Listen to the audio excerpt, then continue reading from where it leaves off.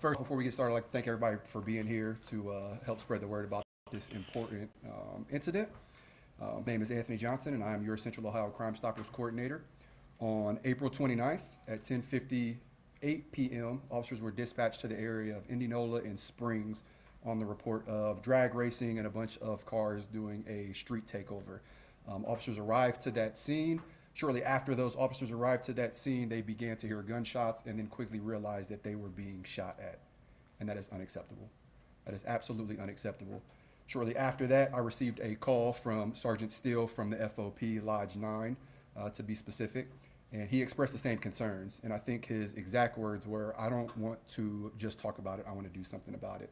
So I'm pleased to announce that the FOP is putting up $5,000 as a reward through Crime Stoppers for anybody that has information that would result in the arrest and or indictment of these suspects. In the video that you will see shortly, it is very clear that officers were being shot at, and we will not stand for that. So anybody who has information is encouraged to call Central Ohio Crime Stoppers, and we will give you the information on how to contact us shortly. With that being said, I would like to introduce Sergeant Brian Steele from the FOP. Thank you, everybody, for being here today. Big thanks to City Attorney Zach Klein's office. Thank you to our council members, Safety Chair Remy, and thank you to Chief Ali for being here. Any differences or unresolved grievances we may have had between our organizations, I assure you, was set aside the moment our officers came under attack. I want to make something clear. These individuals are not street racers. These individuals are hostile street takeovers. That's exactly what they're doing. They're inflicting terror on our residents. My message to these individuals is simply turn yourself in peacefully, turn yourself in right now. Our detectives are working around the clock. The reality is every patrol officer in this city is going to look for you. You attacked one of our officers. We will find you. A SWAT team will soon be at your door. We will rip the front of that off of your house, and we will bring you into justice. I guarantee you, you cannot hide in this city. Thank you. Now, Deputy Chief Ali. Good morning, everyone. Thank you for being here this morning. On behalf of the Division of Police, I would like to say a thanks to the FOP and to Crime Stoppers for putting this reward together. The division is very concerned regarding incidents like this street takeover. What you're seeing here is still shots of vehicles of interest and persons of interest that were involved in this incident. So you can't imagine the extreme level of stress that this creates for the officers who put their lives on the line and respond to incidents like this to bring order to the chaos. Our officers constantly run towards the gunfire when there are other people running away from gunfire, because it's their job to keep our city safe and to protect the residents and businesses of our city. This was a life-threatening situation, make no mistake about it. This was a situation that was completely preventable.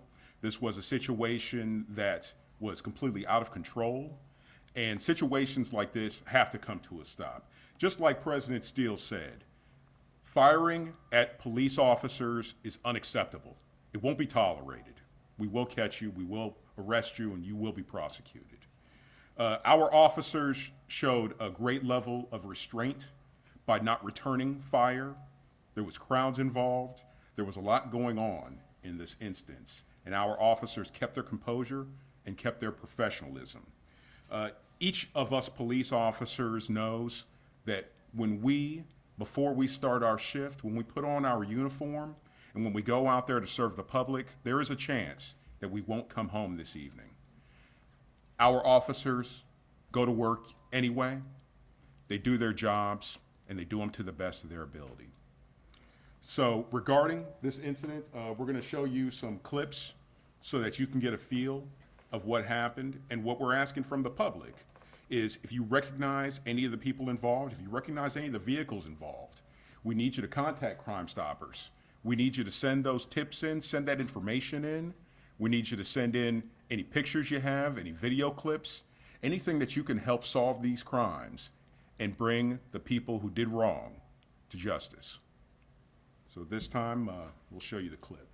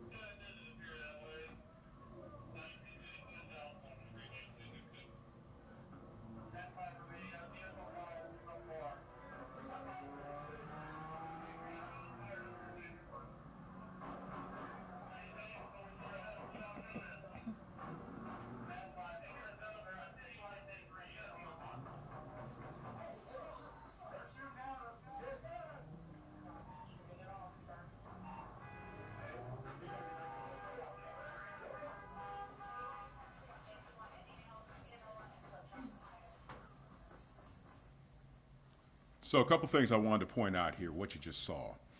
You could hear multiple rounds of gunfire being fired at our officers. You can see our officers rushing to the scene to try to bring order to this chaos. And let me make it completely clear. This isn't street racing. This is a street takeover. This is people doing things that are extremely dangerous to themselves, to the people around them, and to the public. So we have to bring a stop to this. So we're asking for your help at this point. We're asking for you to send in whatever tips, whatever information that you have, and we're asking for your help at bringing these people to justice. Now, we recognize all the people at the scene aren't involved in the incident, but we also recognize that the people at the scene have information. They saw something. We saw specifically that there was a person with a rifle standing on top of a vehicle firing that rifle at some point. So we need your help. We need you to send that information in, and we need you to send it in to us so we can bring these people to justice, make the community safer for everyone. We appreciate your help. Thank you so much for your time. And at this point, I'd like to introduce Council Member Emmanuel Remy. Thank you. Thank you, Chief. Good morning, everyone. Thank you to Sergeant Steele and our partners at Crime Stoppers. As Council Chair of Public Safety, City Council Chair, I am proud of this collaboration with Crime Stoppers, the FOP, and the division. As a city, you guys know we are committed to preventing crime, but when the time for prevention has passed and crime has been committed, we must work swiftly as a community to find the culprits. Drag racing and gun violence are not welcome in Columbus. It puts our neighbors, our children, and our first responders in danger. Our residents and neighbors deserve to feel safe in our city. Public safety is a shared responsibility that requires a proactive and collaborative approach. By emphasizing prevention, preparedness, reporting, and community engagement, we can build a safer and more secure neighborhood for everyone. I, along with my colleagues, continue to work on legislation to make our city a safer place. But as said earlier, if you know anything or have any insight that can help investigators, please call the Central Ohio Crime Stoppers to report this knowledge. You could help prevent a future deadly situation from happening, and you can remain completely anonymous. Thank you for your time, and God bless.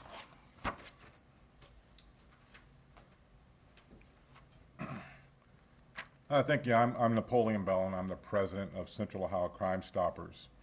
And just looking at that video brings a lot of stress, and you can see how tense those officers were under at that time. Also, we also don't think about, they were being shot at, but also what's behind them: houses, family members. And so not only were officers under fire, but the community was under fire. So I'm thankful to our collaboration with Columbus Division of Police and the council members, and also the FOP for putting forth this $5,000 as a reward to information that will lead to the arrest and or indictment of the person or persons responsible for these shots being fired. Now, we talk about that this is anonymous. When you call Central Ohio Crime Stoppers or use the P3 Tips mobile app or go to our website, it is totally anonymous. We do not know who called, who wrote in. All we have is a tip number. From that, if your tip leads to an arrest or indictment, that $5,000 is yours. So we want to make that very clear, that somebody saw something there, and we're asking them to call in and to identify that person or persons that were doing that shooting those guns at the police officers, and you will receive $5,000 for doing that. So hopefully that you'll do that. If you know anything, we say if you know something, say it here anonymously. Call us on our tip line at 614-461-8477. Our website is stopcrime.org. We also have the P3 Tips mobile app, and again, it is anonymous. So please call in to help bring these persons who were shooting at police officers and everyone behind them to justice. Thank you. AJ? At this point, we'll take any questions. Brock, do you have any idea how many people, do you mind a second? Absolutely. Thank you. Do you have any idea how many people were actually shooting at the scene? Because it's hard to tell, even from the different videos we've been sent into our newsroom, Yeah. how many people were shooting and how many people were actually in that crowd? In terms of numbers, we can tell you that it was upward toward 100 cars that were there.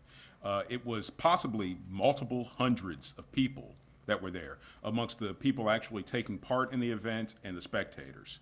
And as far as we can tell, there are multiple people who were involved in actually firing the shots. We do have persons of interest that we can't share at this time because it's an ongoing investigation. But there are multiple people, we believe, were involved in firing at our police officers. Have there been any arrests out of this situation so far? Not at this time, but once again, it's an ongoing investigation and arrests are forthcoming.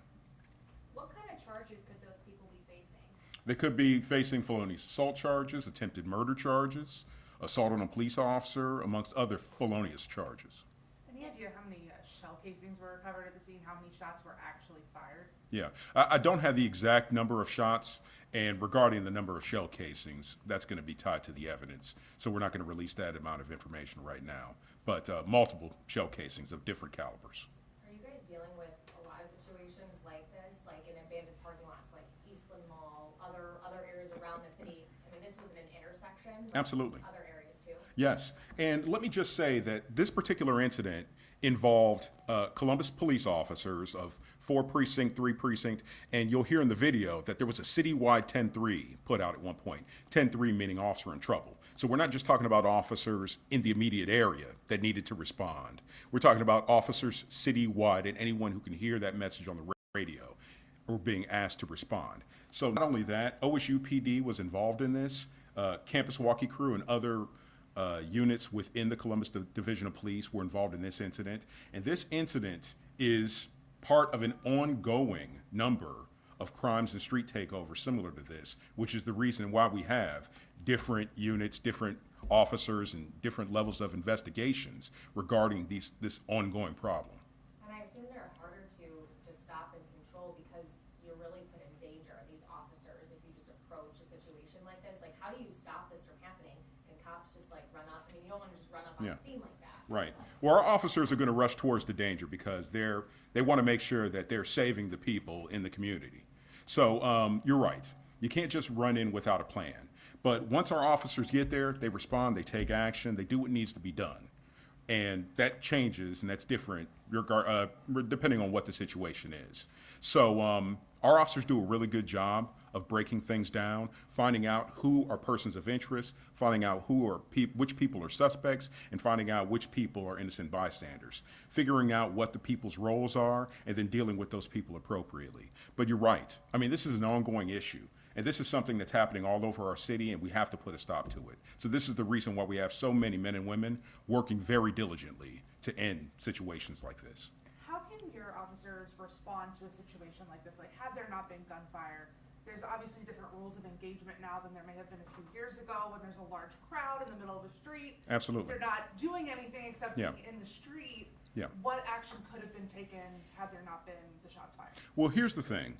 We, as the Columbus Division of Police, encourage nonviolent protest, nonviolent expression. We encourage people to use their First Amendment rights. And there is a big difference from someone expressing their opinions, expressing their First Amendment rights in a nonviolent manner, compared to someone who is endangering the people around them, like with the street takeover, like with firing guns in the public, like with firing guns at police officers. And just like what was mentioned, those bullets go somewhere. Something is going to stop those bullets, or someone is going to stop those bullets. So people are going to be harmed by this. So this is a big difference. It changes our response, and we step up our response when there are lives in danger. And that's what we're talking about here. This is a life-threatening situation, and our officers act accordingly. In this video that we just watched, obviously this is before the officers engaged. From an officer's standpoint, obviously everybody's different. But are you able to tell us what's going through the officer's mind as they're preparing to approach, or as they're preparing to do this plan that they've rehearsed? Absolutely. And you can tell that there's a plan in mind. Because what the officers are doing, they're staging their cruisers on Indianola Avenue where this incident took place. But they're doing it from a distance because what they're doing is they're protecting the public. They're shutting down the traffic around this incident so that general members of the public, innocent bystanders, don't get caught up into the situation. So that's how they started to approach this, because that's the safest way, not only for the public, but also for the officers, so that they can get any innocent bystanders a distance away from what's going on, and so that they can make a safe approach together. So once they began shutting down the street, then that's when you saw and heard those shots ring out. And then that's when the officers, like you saw, they have to take cover, they have to prepare themselves for people to be hurt, and also to defend those people and to defend themselves. So that's what you're looking at there. You're looking at officers who are highly trained and who are experienced and who have to deal with an ongoing exigent circumstance. In addition to the shots being fired at the officers, there are apartment buildings that line that street. There were people out watching. They heard the gunfire. They were checking out to see what was going on. This could have been a drastically different situation. Absolutely. There could have been people killed in this situation, which is one of the reasons why the officers staged where they were, because you are surrounded by residential areas, apartment complexes, people's homes. So the officers have to clear out as much area as they can so that those people aren't affected or hurt by the things going on by the people who are committing violent acts of aggression. And you just said there were hundreds of people there. Yes. Obviously, at least one of those hundreds has to have an idea of what's going on. They've talked about how this is anonymous, but what is your best pitch speaking to those hundreds of people that were there to come forward and say something? Exactly what you just said. If you saw something, if you were there, you saw something. So if you saw something, say something. So we're asking for help. The Division of Police needs the help from the public. And this is what we're asking for. So if you were there and you saw something, this is your chance to be anonymous. This is your chance to help with an investigation. And this is your chance to put a stop to violent acts of aggression and people possibly being hurt or killed out of something like this. So that's what I'm asking from anyone who was there at the situation, at the incident. Anyone who has information, maybe they received information from somewhere else, maybe they were an eyewitness. We need them to contact Central Ohio Crime Stoppers. We need them to give them that information so that they can share that information with our investigators, and we can put a stop to this kind of thing. What about those who are fearful of somebody coming back and retaliating for saying something? What do you have to say to them? Well, the beauty of Crime Stoppers is that it's anonymous, just like what was stated. They can give information, they can give tips, and they can remain anonymous. They can even claim the reward, and I don't want to speak on Crime Stoppers' behalf, but they can claim the reward anonymously. So they don't have to give their personal information or be fearful of retaliation, but they can help with the investigation. So it's a win-win situation. If they call in, give that information, give those tips, they might be able to earn themselves a reward. The body camera you showed us stopped Yes. before we see officers get in contact with these people. How did, from what you've seen, how did officers de-escalate that situation in this particular incident? Yeah, there were a lot of officers at the scene, and the video that we showed you was just a selection of some of the video that we captured from the BWCs. Unfortunately, we can't show you everything because, once again, it's an ongoing situation. But our officers responded in force so that they could start to break up these crowds, start to separate the vehicles and separate people out in order to stop this kind of thing. So slowly and methodically is the way that they did it, but they do it as safely as they can, both for the officers involved and for the public around. Was there anyone who was questioned on the scene following them de-escalating the situation? Yeah, our patrol officers always conduct preliminary investigations whenever they're on the scene. So yeah, there are always questions asked, and then the investigators come in, the detectives and the people who do follow-ups. They ask deeper questions, more involved questions, that kind of thing. Brian, can I ask, it seems like there have been more instances of officers being shot at in the last few months. Is that the case, or are we just hearing about it more? And is that kind of your reasoning for putting up this reward? Yeah, we were talking about it before. I believe this is the fourth incident in the last couple months where our officers were directly shot at. Over Hamilton Road, the officers were shot at. They were shot at the substation. One of the officers' vehicles was shot, and our officers at Short North took gunfire the other night. So it's becoming more and more concerning. A criminal needs to know, you fire a shot at the police, we will dump every resource into getting you and bringing you to justice. One last question. Just given it's summer's coming up, obviously, more people out during the summer, nicer weather. Are there any concerns that we might see more of this or just more violence in general as we're heading into the summer months? This is absolutely a concern. Yeah, this is the reason why we have officers working so diligently. We have patrol officers working out here every day, 24 hours a day. We have investigators working cases, looking up on, checking up on people of interest, suspects. We have officers who work the different intelligence units who are looking at patterns of crime and where this is happening and why it's happening so often. So yes, we are stepping up our efforts because the weather's getting warmer and nicer, and because if this continues to happen, we need to catch the people involved, and we need to put a stop to this for the safety of the public.